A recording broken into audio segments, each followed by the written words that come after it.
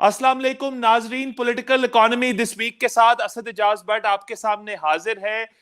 नाजरीन, डॉक्टर अकदस अफजल हर हफ्ते की तरह हमारे साथ आज भी मौजूद है। इकोनॉमी के ऊपर बात करेंगे, लेकिन आज हमारा बहुत ज्यादा फोकस होगा इंटरनेशनल इकोनॉमी पे और उन इंटरनेशनल पॉलिटिकल इवेंट्स के ऊपर जिनका किसी ना किसी तरह पाकिस्तान की इकोनॉमी से कोई रिश्ता नाता है, या जो पाकिस्तान इकोनॉमी के ऊपर किसी ना किसी तरीके से असरअंदाज होने वाले हैं। और बड़ा इंपॉर्टेंट है कि हम ये असेस कर सके और इस बात का तखमीना लगा सके कि आने वाले दिनों में उन पॉलिटिकल इवेंट्स का, उन इंटरनेशनल इवेंट्स का पाकिस्तान इकोनॉमी के ऊपर एग्जैक्टली क्या इम्पैक्ट होगा। और डॉक्टर साहब से उन चंद चीजों के ऊपर सवालात पूछेंगे। राउंड अप में शामिल है, आप जानते हैं कि लास्ट वीक हमने ब्राजील के ऊपर एक शो किया था और उसके ऊपर काफी डिस्कशन हुई थी, पर वो हुई थी ब्राजीलियन इलेक्शन से पहले। अब चूंकि वहां इंतखाब हो चुके और उसके बाद काफी प्रोटेस्ट और डेमोन्स्ट्रेशन हमें ब्राजील के अंदर देखने में आई, तो उसके ऊपर बात करेंगे। चाइना का ट्रिप प्राइम मिनिस्टर ने किया है और उसके ऊपर काफी ज्यादा अभाम पाया जा रहा है। कुछ लोग ये कहते हैं कि सक्सेसफुल ट्रिप था, कुछ लोग कहते हैं कि चाइनीज ने कोल्ड शोल्डर दिया है इस वक्त पीडीएम की गवर्नमेंट को और प्राइम मिनिस्टर को, जिसमें उन्होंने कोई मेजर अनाउंसमेंट्स नहीं की। उसके ऊपर भी बात करेंगे। और इसी तरह ही कॉप 26 गालिबन 6 नवंबर से स्टार्ट होना था 18 नवंबर तक।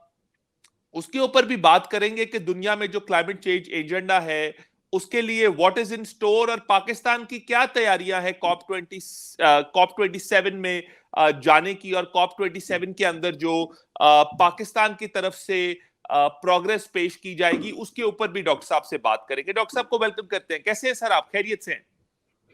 अस्सलाम वालेकुम, मैं ठीक हूँ असद साहब। बहुत शुक्रिया, प्रोग्राम फिर से आपने मदऊ किया। और ये हम और आप जो हैं वो ऑलमोस्ट हर वीक को बहुत इंटरेस्टिंग बातें और यहाँ पे एनालिसिस करते हैं। उम्मीद है कि आपको इसका कुछ मस्बत फीडबैक भी आ रहा होगा। तो I am very happy to be here. बहुत शुक्रिया डॉक्टर साहब। बिल्कुल, लोग एंगेज करते हैं किसी ना किसी हद तक इस शो के साथ, और हमारा मकसद तो यही है कि इकोनॉमी चूंकि एक कॉम्प्लिकेटेड किस्म का सब्जेक्ट है, और स्पेशली जो पॉलिटिकल इकोनॉमी है, जो you know that works at the intersection of economics and politics, उसमें चूंकि एक कॉम्प्लेक्सिटी है, तो उसको हम समझा सके आसान अल्फाज में लोगों को।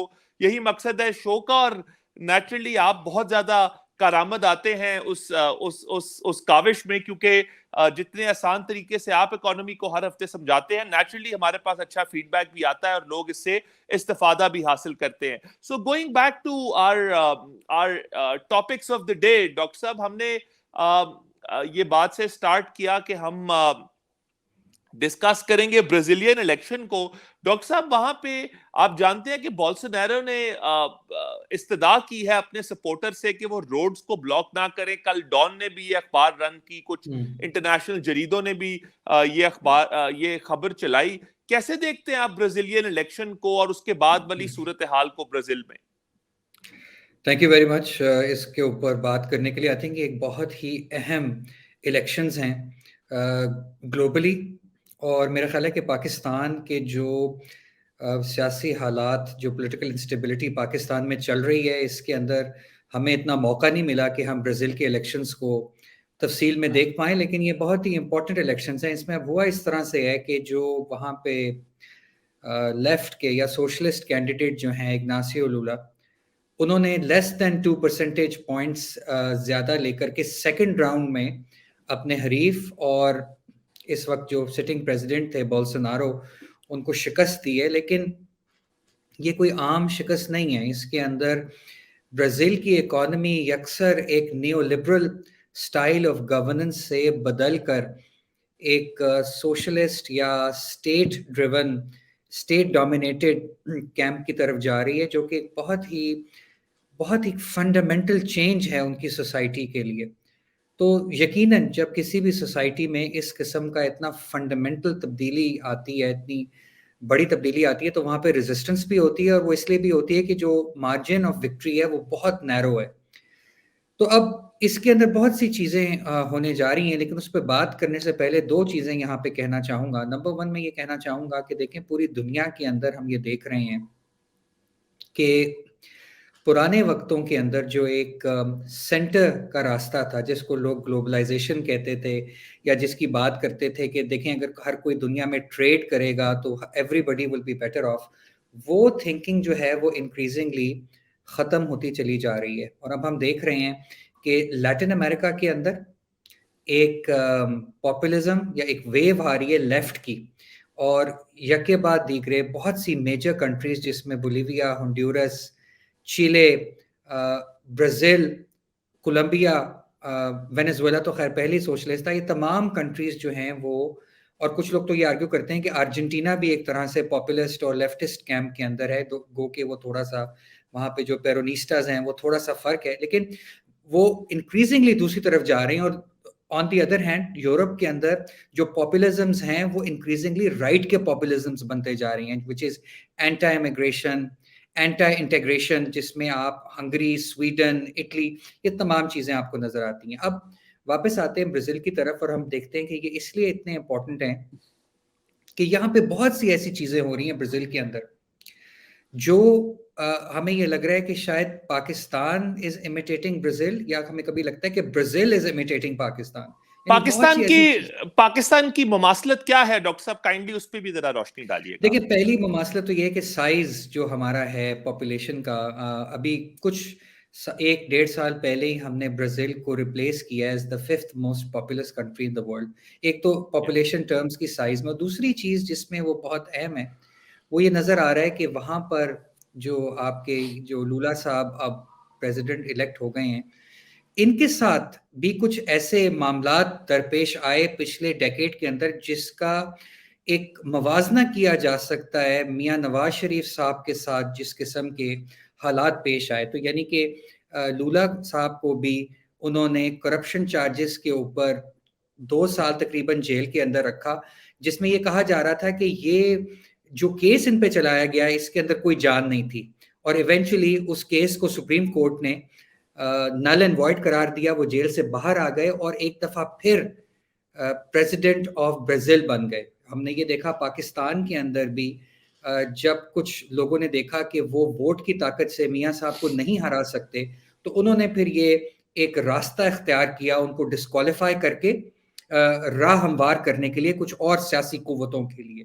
تو اس لحاظ سے یہ بڑا انٹرسٹنگ ہے. اور اس وقت جو برازیل میں ہو رہا ہے وہ بھی بہت انٹرسٹنگ ہے کہ وہاں کے جو سٹنگ پریزیڈنٹ ہیں وہ الیکشن ہار گئے ہیں، اور وہاں کی جو عوام ہے جو ان پریزیڈنٹ بولسونارو کے ساتھ ہے وہ انکریزنگلی اپیل کر رہی ہے وہاں کی افواج سے، وہاں کی اسٹیبلشمنٹ سے، کہ جو پریزیڈنٹ الیکشن جیت گئے ہیں ان کو ہر حال میں پریزیڈنٹ بننے سے روکا جائے.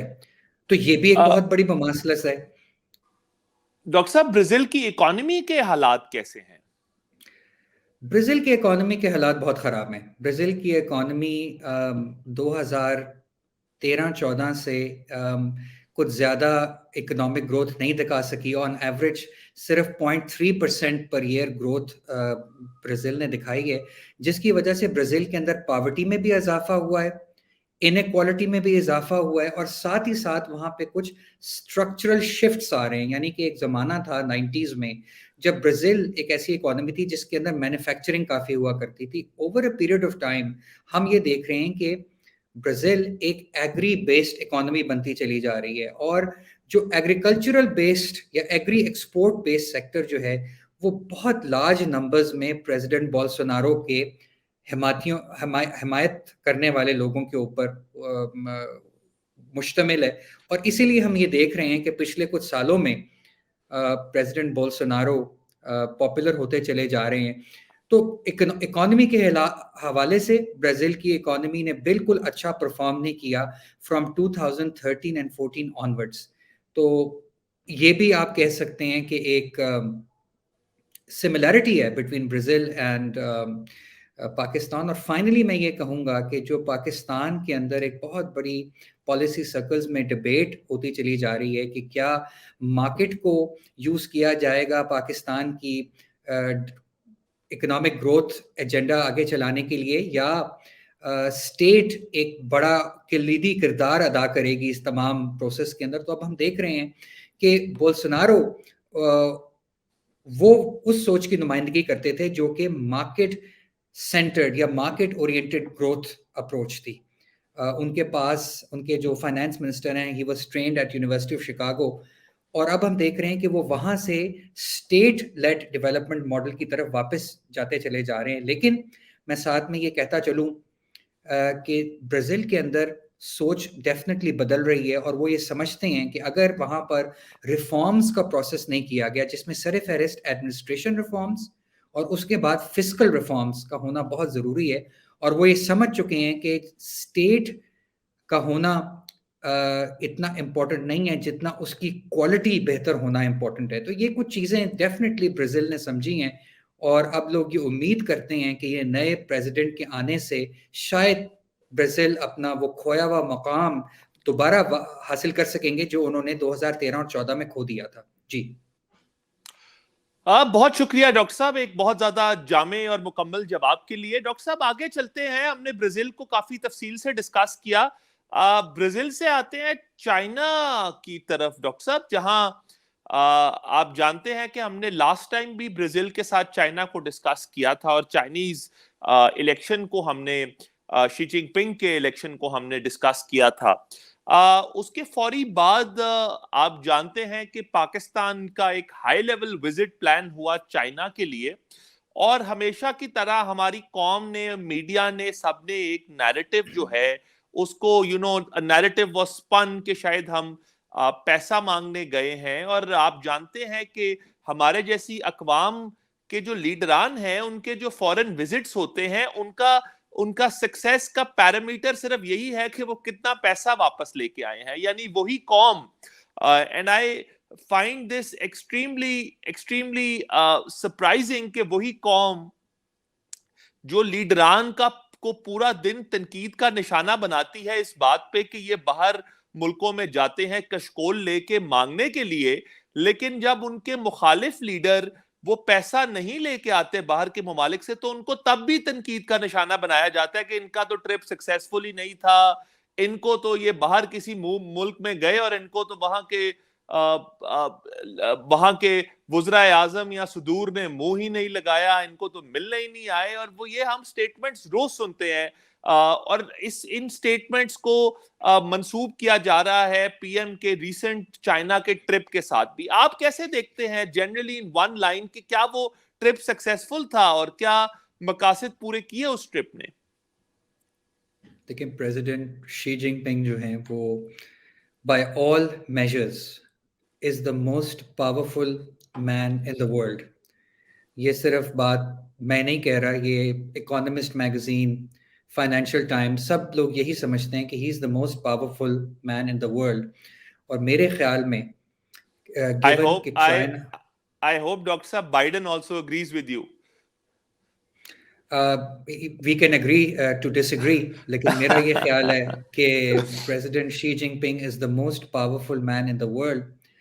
جی اور پریزیڈنٹ شی کا پاکستان کے پرائم منسٹر کو کے وفد کو انٹرٹین کرنا، جب چائنا اس دنیا کی سٹیج کے اوپر آپ کہہ سکتے ہیں کہ امریکہ کے بعد یا امریکہ کے برابر آلموسٹ جس کی پاور جس کنٹری کی پہنچ چکی ہے، آئی تھنک یہ بہت ہی سگنیفیکنٹ آپٹکس ہیں پاکستان کے لیے. تو یہ بات سمجھنا کہ ان کے پاس اتنا فالتو ٹائم ہے کہ وہ یہاں سے پاکستان کے پرائم منسٹر کو بلائیں گے اور آپٹکس کروا کے پاکستان کے پرائم منسٹر کو واپس بھیجیں گے، بالکل غلط ہے.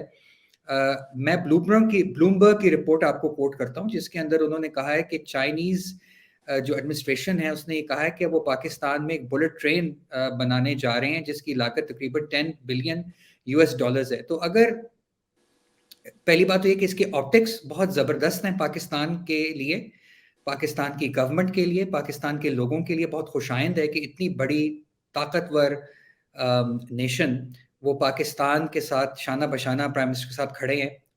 دوسرا یہ کہ چائنا پاکستان کی اکانومی میں انٹرسٹ بھی لے رہا ہے، ان کی ایک کمٹمنٹ ہے پاکستان کو اسٹیبلائز کرنے کے لیے, اور انہوں نے اس کا جو انڈیا ہے وہ دیا ہے اس فیصلے کے تھرو جس کا میں نے ابھی آپ کو ذکر کیا کہ وہ $10 بلین اسپینڈ کریں گے پاکستان میں صرف یہ بلٹ ٹرین بنانے کے لیے. تو یہ بہت ہی ایک سگنیفیکنٹ وزٹ ہے اور میں اس کو سکسیسفل وزٹ سمجھتا ہوں, اور میں یہ سمجھتا ہوں کہ جو لوگ پرائم منسٹر پہ تنقید کر رہے ہیں وہ بالکل غلط ہے اور پولیٹیکلی موٹیویٹڈ ہے.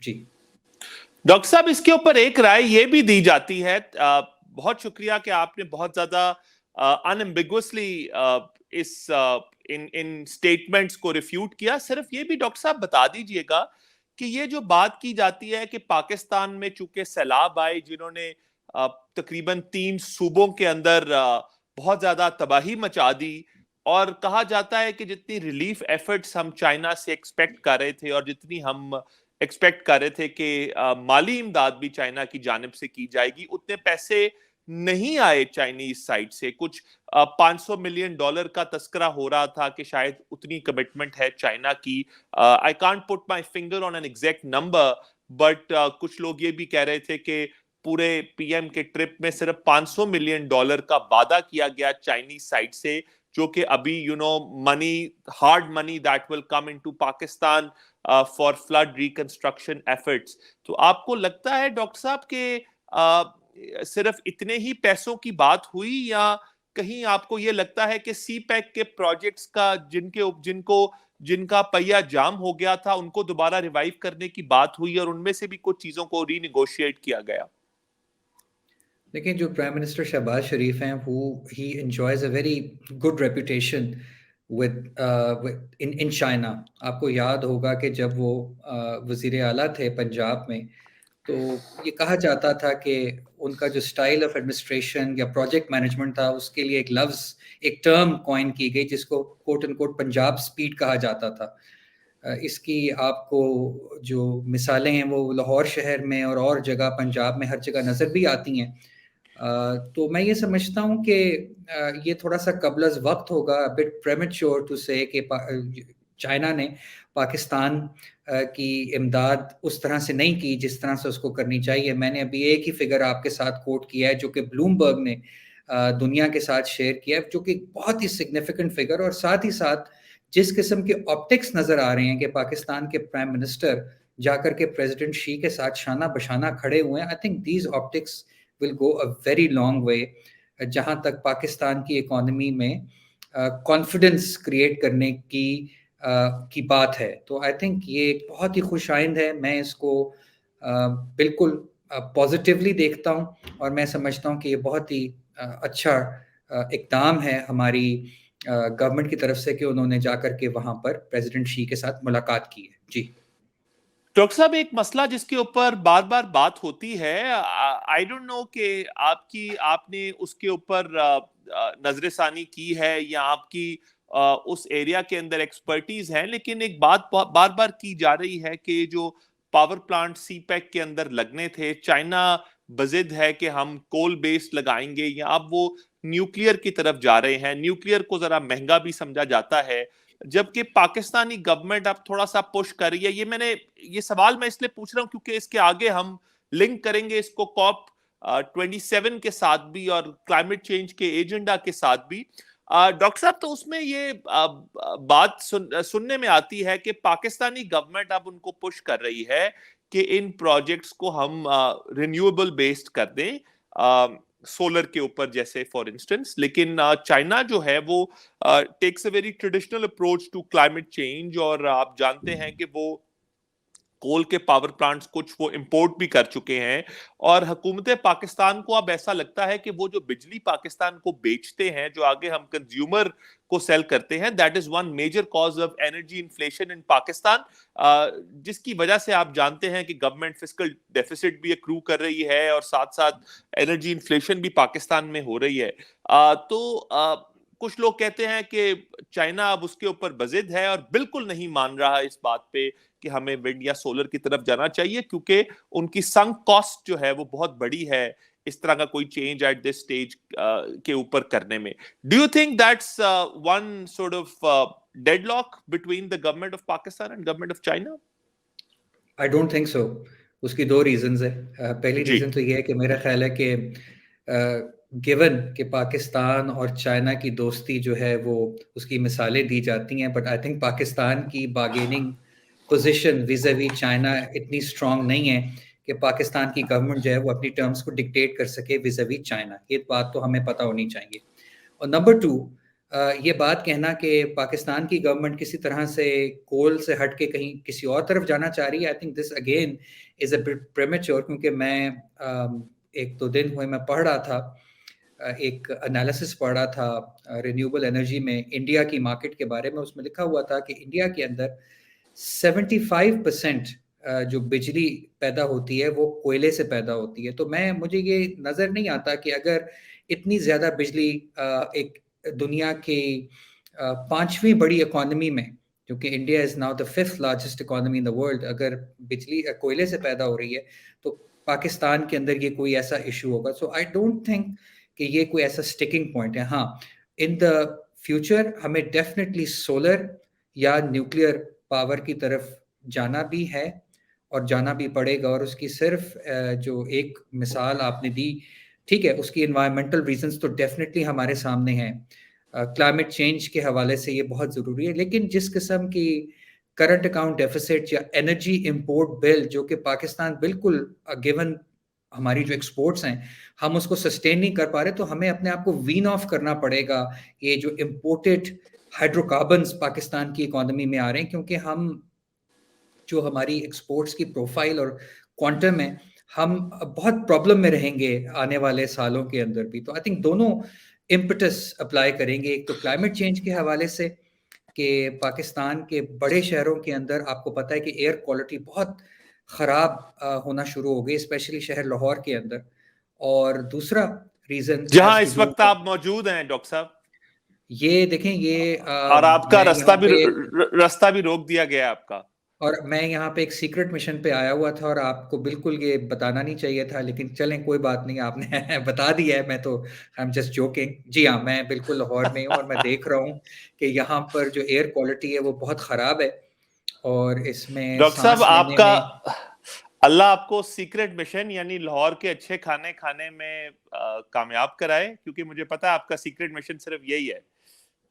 और सर जी, बिल्कुल बिल्कुल.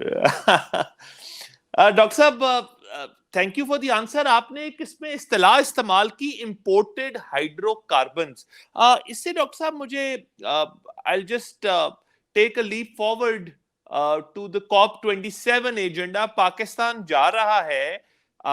माजी में आप जानते हैं 2015 में पेरिस के अंदर हमारी ये लास्ट क्लाइमेट कॉन्फ्रेंस हुई थी, और उसके बाद अब हम गालिबन शर्म शेख इजिप्ट के अंदर इस दफा शायद ये कॉन्फ्रेंस मुनक्किद की जी, जा हर रही साल है. होती है. जी, it takes place every year. जी, या this takes place every year. लेकिन पाकिस्तान ने जो लास्ट पेरिस के अंदर मुआहिदे किए थे और पाकिस्तान ने जो कमिटमेंट्स की थी, उनके अंदर से कुछ पूरा हुआ क्या? हमारे पास इस COP27 के अंदर प्रेजेंट करने को कुछ है डॉक्टर साहब? देखिए, पाकिस्तान COP27 में जा रहा है अपने एस नेगोशिएटर्स और पॉलिसी मेकर्स को लेकर के, क्योंकि हम एक केस बनाने जा रहे हैं वर्ल्ड कम्युनिटी में कि ये जो तमाम हमारे नुकसानात हुए हैं फ्लड रिलेटेड, इसका ताल्लुक ग्लोबल क्लाइमेट चेंज से है. और हमारे क्योंकि emissions are probably 0.5% of the global total emissions, तो हमें किसी किस्म की जो क्लाइमेट रिलेटेड असिस्टेंस या रेपरेशंस हैं वो फ्राहम की जाएं. तो इसी ज़िम के अंदर हमारे प्राइम मिनिस्टर ने एक इंटरव्यू भी दिया है टू फाइनेंशियल टाइम्स, बल्कि मैंने भी एक कॉलम लिखा था, उसको थोड़ा सा क्रिटिसाइज़ किया था प्राइम मिनिस्टर की पोजीशन को और पाकिस्तान की जो क्लाइमेट स्ट्रेटजी है उसको क्रिटिसाइज़ किया था.